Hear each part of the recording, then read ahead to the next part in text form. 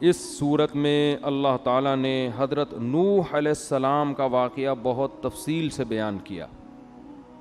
میں بھی بتا دیتا ہوں جلدی جلدی.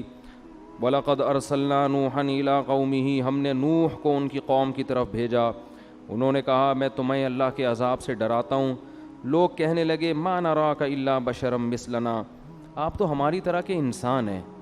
وَمَا نَرَاكَ اتَّبَعَكَ إِلَّا الَّذِينَ هُمْ أَرَاذِلُنَا بَادِيَ الرَّأْيِ, اور آپ کو جو فالو کرنے والے لوگ ہیں قوم کے غریب ترین لوگ ہیں. قوم کے غریب ترین, کوئی سردار مالدار آپ کے ساتھ نہیں ہے, خود بھی مسکین, پبلک بھی مسکین. تو یہ ہماری سمجھ میں نہیں آتا. وَمَا نَرَىٰ لَكُمْ عَلَيْنَا مِنْ فَضْلٍ, ہم نہیں دیکھتے کہ آپ کو ہم پر کوئی فضیلت ہو. قَالَ يَا قَوْمِ, حضرت نوح علیہ السلام نے کہا کہ دیکھو میں اپنے رب کی طرف سے دلیل پر ہوں, میری دلیل کو دیکھو, میری غربت کو مت دیکھو.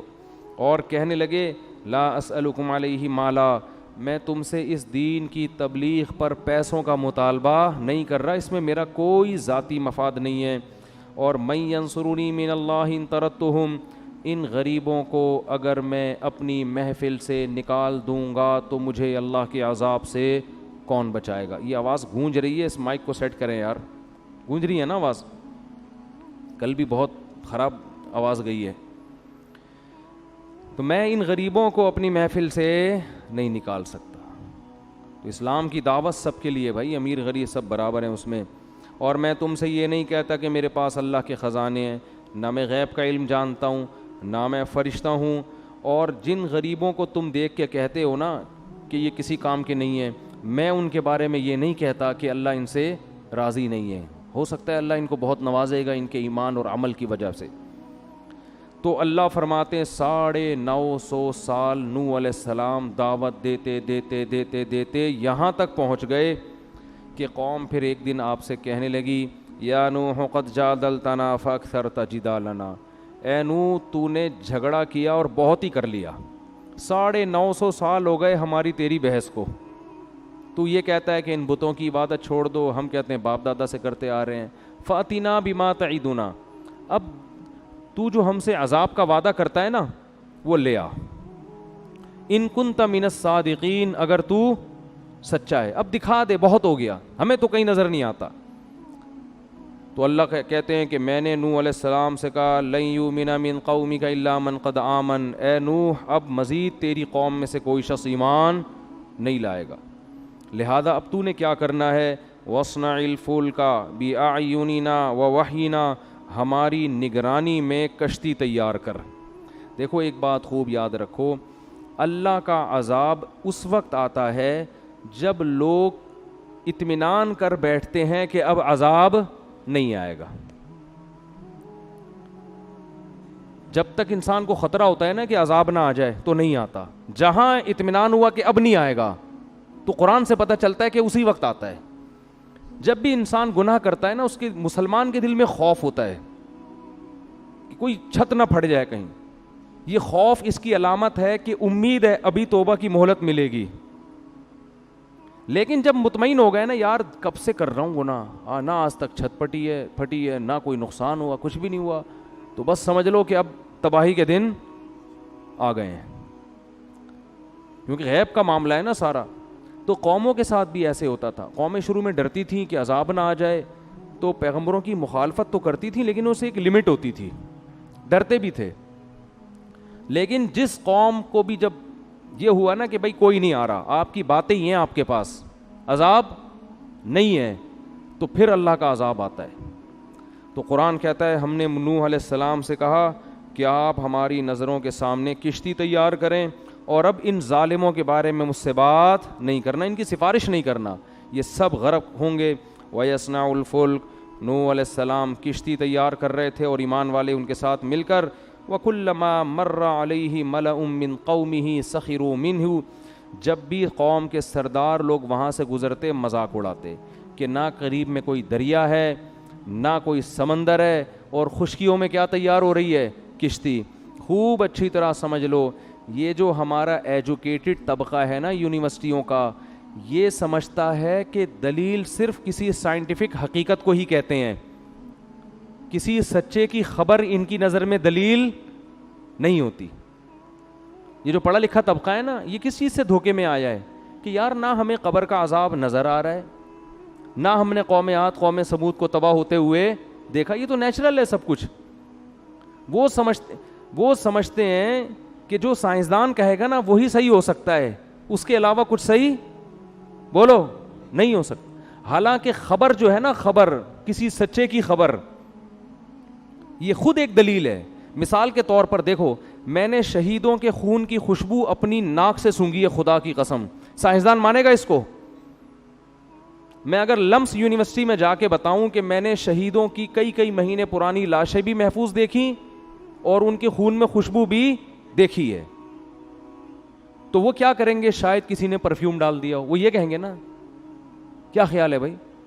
لیکن عقل مند آدمی وہ کہے گا کہ یار مولانا صاحب کا کوئی مفاد بھی نہیں ہے اس خبر میں, قرآن سامنے رکھ کر ممبر پہ بیٹھ کے جھوٹ نہیں بولیں گے. تو جو مجھے سچا سمجھتا ہے اس کی نظر میں میری یہ خبر ہی دلیل, اس کے لیے دلیل کے طور پر کافی ہے.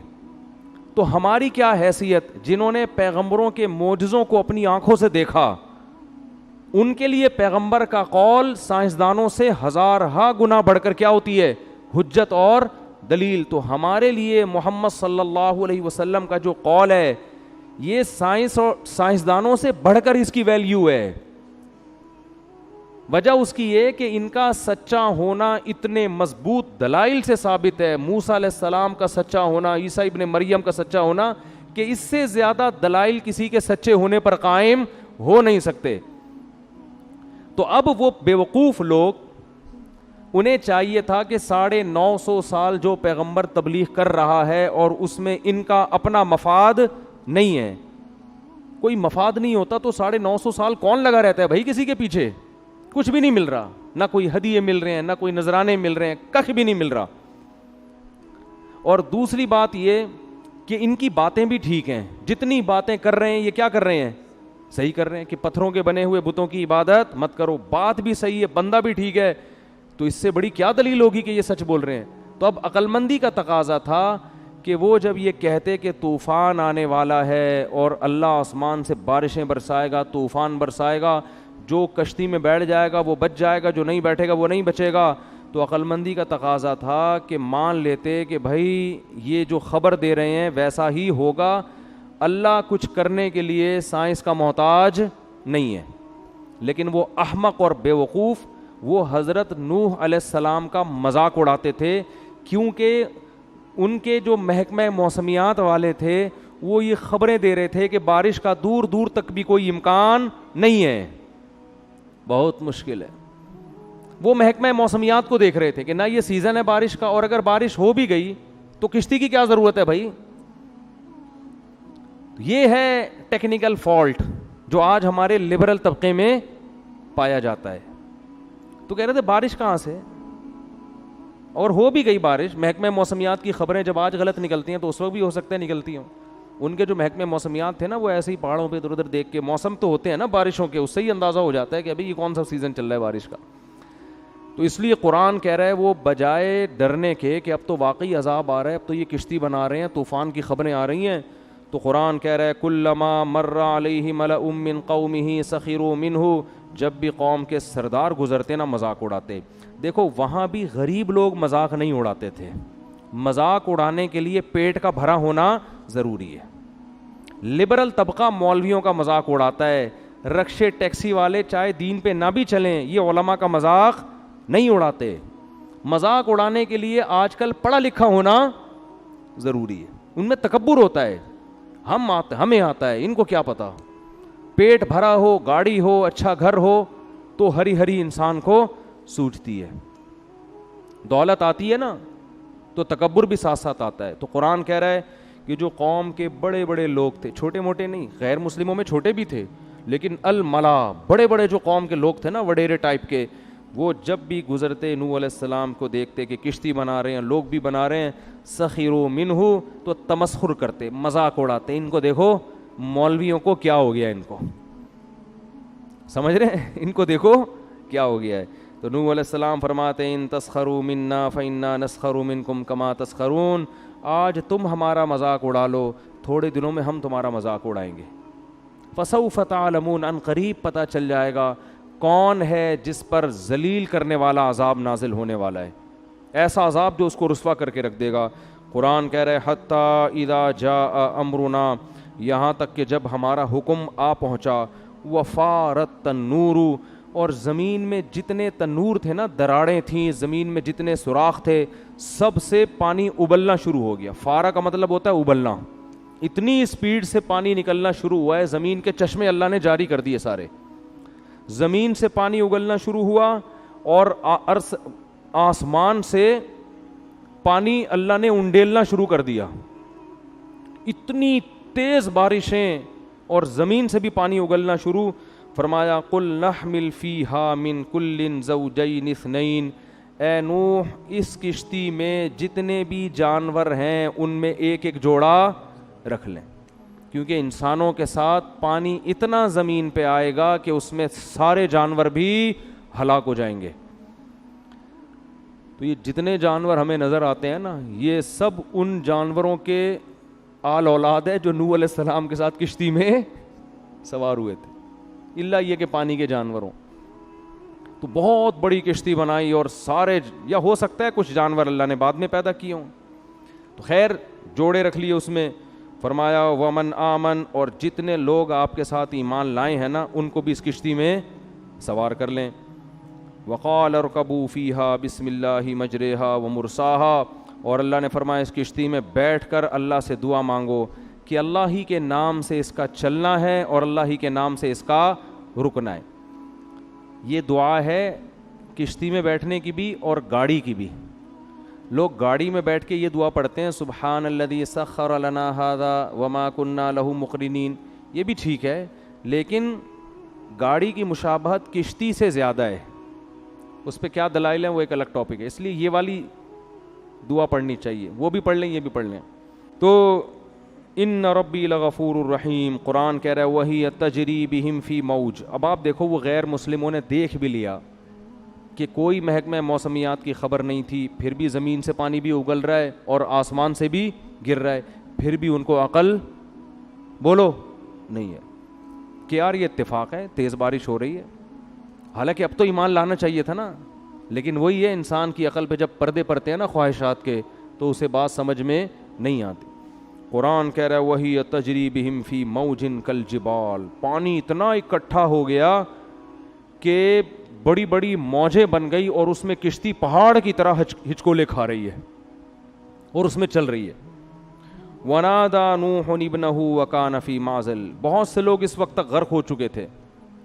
نوح علیہ السلام نے اپنے بیٹے کو دیکھا جو ایک کنارے پہ کھڑا ہوا ہے، اس کو نوح علیہ السلام نے پکارا یا بنی ارکم معنا، اے میرے پیارے بچے، اے میرے پیارے بیٹے، بنیہ کا مطلب میرے پیارے بیٹے، محبت سے اس کو پکارا، ارکم معنا، آ جاؤ ہمارے ساتھ کشتی میں سوار ہو جاؤ۔ اپنا بیٹا ایمان نہیں لایا، دیکھیں وَلَا تَكُن مَعَ الْكَافِرِينَ، اور آج کافروں کا ساتھ مت دو، ان کے ساتھ مت ہو۔ کیا کہتا ہے جواب میں؟ قال سآوی الی جبل یعصمنی من الماء، ابا میں ایسے پہاڑ پہ چڑھ جاؤں گا جو مجھے پانی سے بچا لے گا، قد میرا لمبا ہے، پہاڑ تک تھوڑی پانی پہنچے گا، پہاڑ کے اوپر چڑھ جاؤں گا میں۔ قال لا عاصم اليوم من امر اللہ، فرمایا ہے میرے بیٹے آج اللہ کے اس عذاب سے تجھے کوئی نہیں بچا سکتا، صرف وہی بچے گا مر رحم، جس پر اللہ کا رحم ہوگا۔ یہ وہ طوفان نہیں ہے جو نارملی آیا کرتے ہیں جن میں پہاڑوں پہ چڑھنے سے بچت ہو جاتی ہے، یہ وہ نہیں ہے، یہ اللہ نے قوم کو تباہ کرنے کا ارادہ کیا ہے۔ اللہ فرماتے ہیں ابھی یہ آپس میں نوح علیہ السلام اور ان کے بیٹے کا مکالمہ چل رہا ہے، وحال بینہم الموج، ایک بہت بڑی لہر آئی ہے، فکان من المغرقین، اور اس لہر نے نوح علیہ السلام کے بیٹے کو پانی کے اندر غرق کر دیا، پوری قوم کو تباہ کر دیا اللہ نے۔ اور قرآن میں دوسرے مقام پر آتا ہے اغرقوا فادخلوا نارا، پانی کے اندر غرق کیا اور آگ میں داخل کر دیا،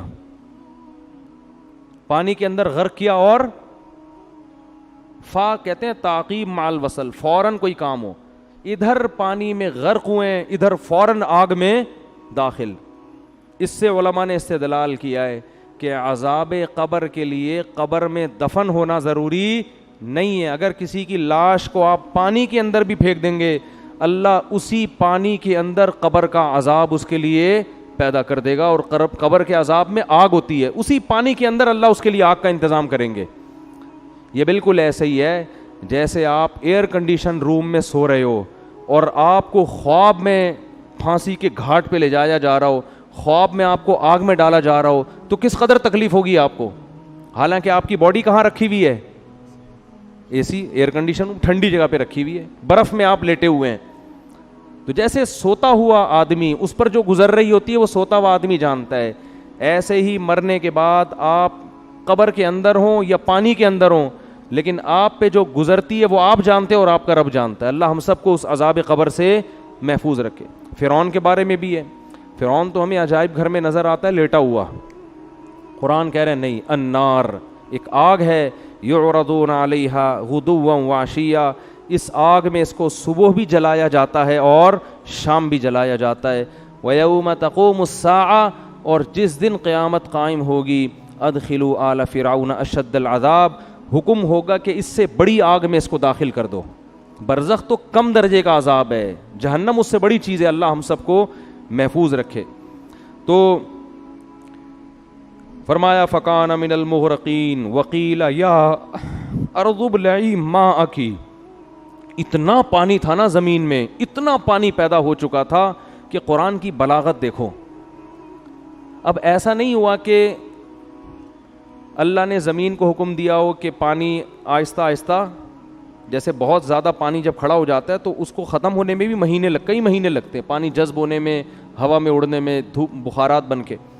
لیکن اتنا پانی ہو گیا تھا کہ اب انسانوں کے لیے زمین پہ رہنا ممکن نہیں تھا. اس لیے قرآن کہتا ہے قیل یا ارضو, اللہ فرماتے ہم نے کہا اے زمین ابلعی ماءکی, پانی کو نگلنا شروع کر, جذب نہیں کرنا ہے, گھونٹ بھر بھر کے بولو پینا ہے, تو نے نگلنا ہے.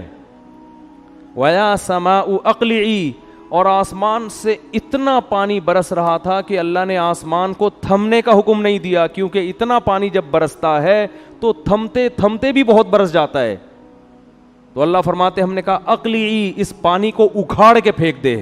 جیسے کوئی چیز جڑ سے اکھاڑ کے پھینک دی جاتی ہے نا, اس کا نام و نشان ختم ہو. یہ بلاغت ہے قرآن کی کہ اس پانی سے اپنا کنیکشن کیا کر دے, ختم, تعلق ختم کر دے, ایسے ایک دم اسٹاپ, رک جائے.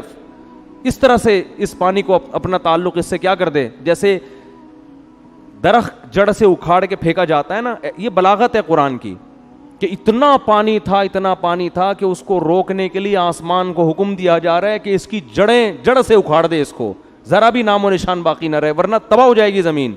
اور اے زمین ابلعی, اس پانی کو کیا کر, نگل, گھونٹ بھر بھر کے. فرمایا وغیض الماء, پانی سارا زمین میں خشک ہو گیا. وقضی الامر, اور اللہ نے جو فیصلہ کرنا تھا وہ کر دیا. واستوت علی الجودی, اور جودی ایک پہاڑ تھا, اس پہاڑ پہ نوح علیہ السلام کی کشتی جا کے ٹھہر گئی. وقیل بعدا للقوم الظالمین, اور کہا گیا ان ظالموں پر اللہ کی لعنت, جن کو 950 سال سمجھایا گیا مگر ان بدبختوں کی سمجھ میں نہیں آیا. یہ سمجھتے تھے کہ یہ نوح علیہ السلام معاذ اللہ بیکار باتیں کر رہے ہیں. آج بھی ایسا ہی ہے بھائی, اسلام کی دعوت, یہ حلال ہے, یہ حرام ہے, زنا کے قریب مت جاؤ, سود مت کھاؤ, نماز قضا مت کرو, یہ آپ باتیں سمجھاؤ نا تو دنیا میں سب سے فضول باتیں انسان کو یہ لگتی ہیں. کوئی اور بات کرو تو ایک دم اس کو بتاؤ یار وہ ایک پلاٹ آیا ہوا مارکیٹ میں بکنے کے لیے, فوراً کان کھڑے ہو جائے, یار وہ بحریہ ٹاؤن کے پلاٹ ہو گئے ہیں تھوڑے سے سستے, ایک دم آدمی جوش میں آ جائے. ہوتا ہے کہ نہیں ہوتا؟ تو ہماری نظر میں سب سے ہلکی دعوت اللہ کی ہے, اللہ کی نظر میں سب سے بھاری دعوت اللہ کی ہے, تو اللہ کی نظر میں سب سے زیادہ اہمیت اس کی ہے. تو قرآن کہتا ہے وَنَادَى نُوحٌ رَبَّهُ, نوح علیہ السلام نے اپنے رب کو پکارا. فقال رب ان ابنی من اہلی, اے اللہ میرا بیٹا بھی میرے اہل و عیال میں سے ہے اور وہ میرے آنکھوں کے سامنے غرق ہو گیا.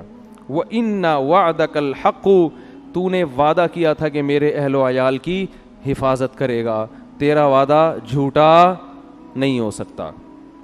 اللہ تعالیٰ فرماتے ہیں یا نوح انہو لیس من اہلک, تیرا بیٹا تیرے اہل و عیال میں سے نہیں ہے، انہ عمل غیر صالح، اس کا عمل ٹھیک نہیں ہے، فلا تسألنی ما لیس لک بہ علم، ایسا سوال مجھ سے مت کر جس کے جائز ہونے کی تیرے پاس دلیل نہیں ہے، انی اعظک ان تکون من الجاہلین، اے نوح میں تجھے نصیحت کر رہا ہوں تاکہ تو ناسمجھ لوگوں میں سے نہ ہو جائے۔ حضرت نوح علیہ السلام کو اندازہ ہوا کہ اللہ میرے اس مطالبے پہ شدید غضبناک ہوئے، فوراً توبہ استغفار کرنے لگے۔ اعوذ بک ان اسألک ما لیس بہ علم، اے اللہ میں تیری پناہ مانگتا ہوں کہ میں تجھ سے ایسی دعا مانگوں جس کے جائز ہونے کی میرے پاس دلیل نہ ہو، وَإِلَّا تَغْفِرْ لِي وَتَرْحَمْنِي، اگر تو نے میری اس دعا پر میری مغفرت نہ کی اور مجھ پہ رحم نہ کیا، اکم من الخاسرین، میں خسارے والوں میں سے ہو جاؤں گا۔ مغفرت کرنے کے میں نے یہ دعا کیوں مانگی؟ قیل یا نوح اہبط بسلام منا، اللہ فرماتے ہیں ہم نے نوح سے کہا، اے نوح اہبط، اتر جا اب زمین پر۔ نوح علیہ السلام کا طوفان وہ تھا جس میں ساری دنیا کے سارے انسانوں کو اللہ نے ہلاک کر دیا تھا، یا تو اس لیے کہ طوفان پوری زمین پر آیا، یا اس لیے کہ اس وقت دنیا کی آبادی اسی ایریے میں تھی، سب لاکھوں لوگ تھے، سب ہلاک ہو گئے۔ اللہ کہتے ہیں ہم نے نوح سے کہا کہ آپ سلامتی کے ساتھ اتر جائیں، وبرکات علیک، اب اللہ کی آپ پر برکتیں ہوں گی کیونکہ زمین گناہوں سے پاک ہو گئی ہے، وعلی ممن معک، اور جو لوگ آپ کے ساتھ ہیں ان پر بھی اللہ کی برکتیں۔ تو نوح علیہ السلام کے 3 بیٹے تھے، اس میں حام، سام اور یافس، جن کے نام آسمانی کتابوں میں لکھے ہوئے ہیں۔ آگے جتنی بھی نسل چلی ہے وہ ان 3 بیٹوں سے چلی ہے، تو اسی لیے حضرت نوح علیہ السلام کو آدم ثانی کہا جاتا ہے، دوسرے آدم۔ ہم سب کا شجرہ نسب نوح علیہ السلام سے جا کے ملتا ہے، کسی کا حام سے، کسی کا سام سے، کسی کا یافس سے۔ اب پتہ نہیں آپ کس ان میں سے، ہو سکتا ہے ہمارے چچا زاد بھائی بیٹھے ہوئے ہوں یہاں پہ آپ ٹھیک ہے نا۔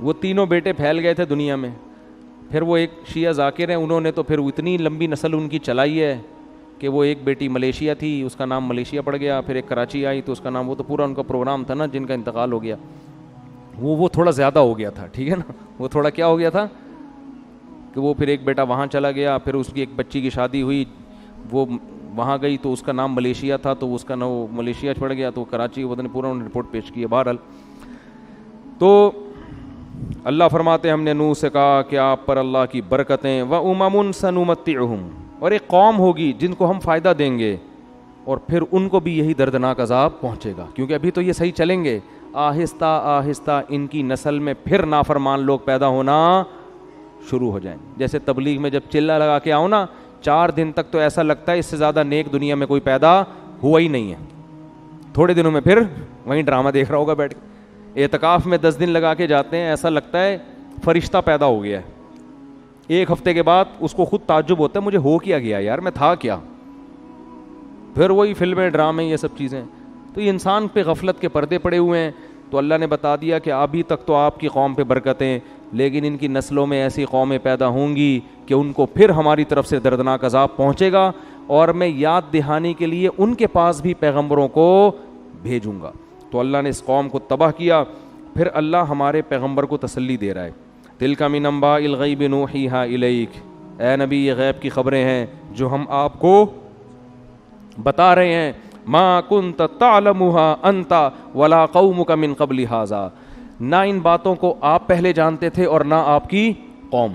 یہ تو یہود و نصارہ جانتے تھے یہ واقعات، آج بھی یہودی اپنی کتابوں میں پڑھتے ہیں، تورات میں، انجیل میں، آپ کا ان واقعات سے کوئی واسطہ نہیں تھا۔ یہود تو رہتے تھے نا ادھر مدینہ میں تھے نا یہودی اور عیسائی، مکہ میں تو صرف مشرکین تھے، تو یہ واقعات یہودی حیران ہوتے تھے، یہ تو ہمارے ہی واقعات ہیں، ہمارے پیغمبروں میں، یہ ان کو کہاں سے پتہ چل گئے؟